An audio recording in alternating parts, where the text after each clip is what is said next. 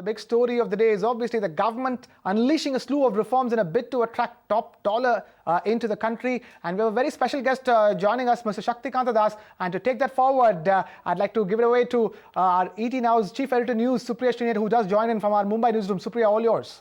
Thank you very much, Krishna, for that. And we do welcome Mr. Shaktikanta Das, India's Department of Economic Affairs Secretary, who is joining us live right here on ET Now for this exclusive interaction. Thank you very much, sir, for being with us. A slew of reforms, and many people believe these are the most radical moves that have been taken in liberalized India as far as FDI is concerned, and especially after November of 2015. I am first going to quickly speak to you about the timing of this move. Why did the government choose to announce this today than any other day so far?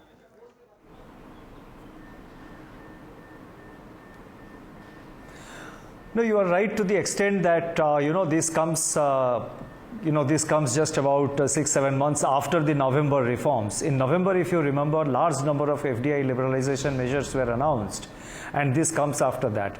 Now, all decisions of the government, it's work in progress. As and when it reaches a certain stage of finality, decisions are taken and announced. So there is no question of timing the decision and the announcement of the decision. It is just a question of, it just so happens that the decision had matured and a decision was taken today. There's no nothing attempt beyond at all that. to change the narrative as far as reforms are concerned, to give this dollar surge boost to the last street when Brexit and Brexit fears are threatening dollar outflow?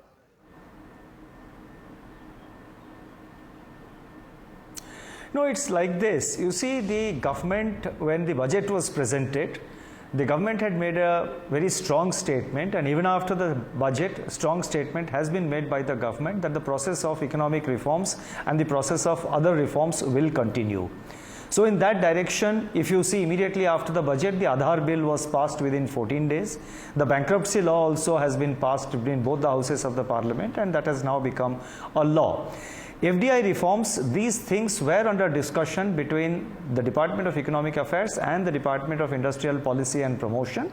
It had reached a particular stage where a final decision could be taken, and the final decision has been taken. Now, it so happens that Brexit is coming about 3 or 4 days, 3 days down the road. A decision will be taken on that. But Brexit already we have factored in, and we are already sort of prepared for it. We do know that, Brexit, one day the decision is for exit, the next day some people say no, it is not in favor of exit.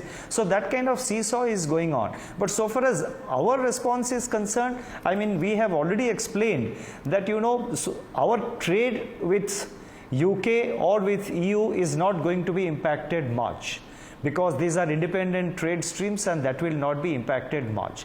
The only impact that could come out of Brexit, in the unlikely event, I would say at this point of time, in the unlikely event of an exit happening, is that perhaps the pound sterling will become weaker vis-a-vis the dollar, and if so, it may affect the rupee to some extent. But then today, if you see, the London markets have opened, and the pound, I think, did strengthen a bit on the expectation that the Brexit will not happen. So we have been monitoring the situation so far as Brexit is concerned, and the other developments which are happening, and it is our general belief that the robustness of our economy, the strong fundamentals that we have, the growth prospects that Indian economy presents to investors all over, I think all these factors put together make India a big enough and a very attractive destination for investment, whether FDI or FII, both in turn leading to dollar inflow.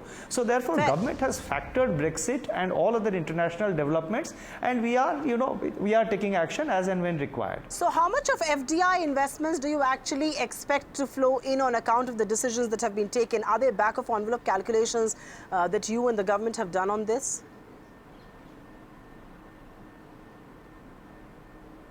No, we have not made any, it's very difficult to assess how much would come.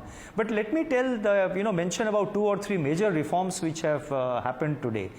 and the philosophy behind all the decision making. The philosophy behind this decision making, these decisions of today, number one, wherever there is another regulator under another law who is regulating that particular activity, there is no need for that to come to the FIPB, because whatever verifications and whatever checking needs to be done, it can be delegated to the regulator, and the regulator can do that. We did the same thing in the case of insurance. If you remember earlier in the earlier in the budget, we have announced that. And budget, what did we do? We said 49%. The powers are now completely with the IRDA, and there is no need for it to come to FDI, to the FIPB, so it was put in the automatic route in the budget. So now wherever there is a regulator, we have tried to put them in the automatic route. Second thing is that wherever possible, we have increased the caps for automatic approval. Pharmaceutical, for example. Right. Now, our experience shows that almost all pharma proposals in brownfield which have come, they have got cleared, but they had to follow a certain procedure of making an FIPB application, then the FIPB going through it, clearing it. So the view was, let us try to make the process as simple as possible and make everything process driven, instead of sort of putting various kinds of clearances that is required. This again strengthens the message of maximum maximum governance and minimum government. Mr. Das, I must get down to specifics. Yes, requirements are followed. Yeah. I must get down to specifics. Let's talk about aviation. I think it's a very big, very bold reform. You've opened up the sector to 100% FDI. I have two questions there. How did you get over the security bogey? Because all kinds of concerns were raised all these years on opening up Indian aviation, at least the scheduled carriers. And also, do you at some point in time fear that international operators could come and take over domestic carriers? Is that a concern that finds a germ somewhere in your mind? You see, the takeover is not likely to happen, because what we have said, foreign airlines cannot invest more than 49% in Indian aviation, in passenger airlines or in transport services, scheduled passenger airlines. Foreign airlines cannot invest. Other kinds of investors can come in. Now you have the DGCA, who is the licensing authority, who is the regulatory authority for the aviation sector. And security clearances are internally taken in matters of aviation. Security clearances before granting license, security clearances are taken. When there are new inductions of, when there are, let's say, a new management coming in, the new management also would require a security clearance, which internally the DGCA will obtain from the concerned authorities. So therefore, security concerns of the government are fully addressed in the policy, and no security aspect is being diluted in any manner. Let me turn focus to the other specific area, and that is FDI in defense. Again, a sector that's crying for big investments to come in, for the top dollar to come in, and you have opened it up substantially. My larger question to you is, how much interest do you see this generate? Because most global players have said that they would want to come in with substantial stakes, given the fact that defense is a very technology-sensitive sector. And also, sir, the counter question to that is, what happens to Indian domestic defense players? They are much smaller in size, they do not have as deep pockets, or do you believe competition should put out the best product on the table? You see, when you permit somebody to manufacture in India, there is no guarantee that the procurement also will be done from that company. The procurement by the Indian defense authorities, by the defense ministry, will follow the procedure, the tender procedure will follow. And even today in all defense ministry tenders, there are foreign participants, there are Indian local participants, and through competition and through the best bid, the procurement will be done. Now, merely because he is manufacturing in India, it does not give any advantage in matters of defense procurement. Now, if you set up a manufacturing unit here, then obviously it would mean that it creates local jobs, it creates local economic activity. And if he is manufacturing in some other country and he is able to participate in the tender of defense ministry in our country, we might as well permit him to manufacture in India. And in any case, already both domestic and foreign companies are participating, and he will get orders only if he is price competitive. But the focus is on job creation, the focus is on investment to be made in India. And when enterprises are started in India, technically it becomes an Indian company. Fair point indeed, sir. The other big reform that you have brought, and I think single brand retailers have for long vied for this one, is easing of sourcing norms for cutting edge technology.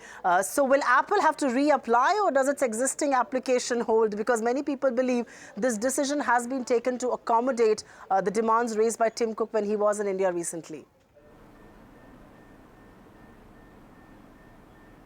No. I mean, no demand is no decision is taken specific to any particular company's request.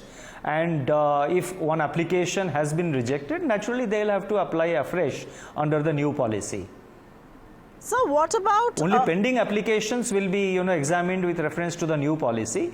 But once a decision has been taken in a particular application and the decision has been communicated, if he wants a modification of that decision, he has to apply afresh. Fair point. That's an important clarification, sir. But I also want to understand and put forward a point of view to you that came to our channel via some stakeholders who spoke, and they said, how is it that the government is going to define what is cutting edge technology? And isn't IPR perhaps a more scientific, more data-driven methodology?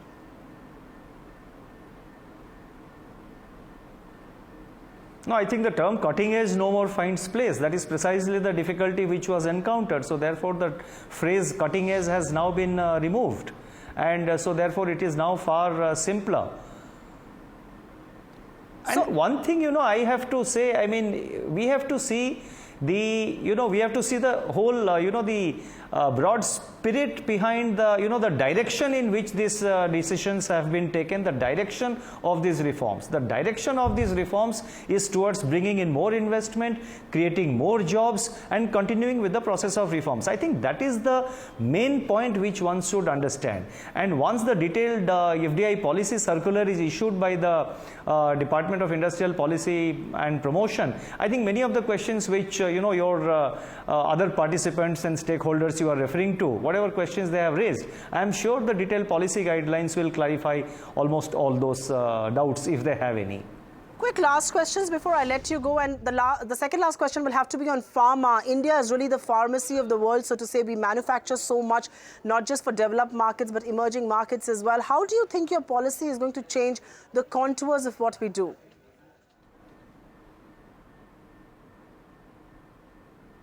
I think Indian pharma industry has become now very strong. They are now major exporters, and they will be able to access capital from outside, and they'll be able to invest more in expansion of their capacity.